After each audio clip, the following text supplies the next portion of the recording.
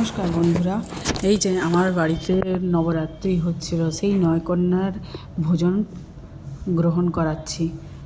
তোমরা দেখে বলো আমার থেকে কোনো ভুল তো হয়নি।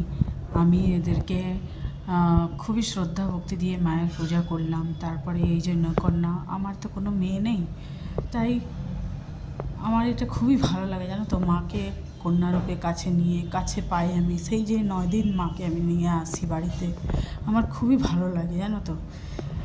তোমরা কে কে এই নবরাত্রি করো সেটা একটু আমাকে বলবে তো।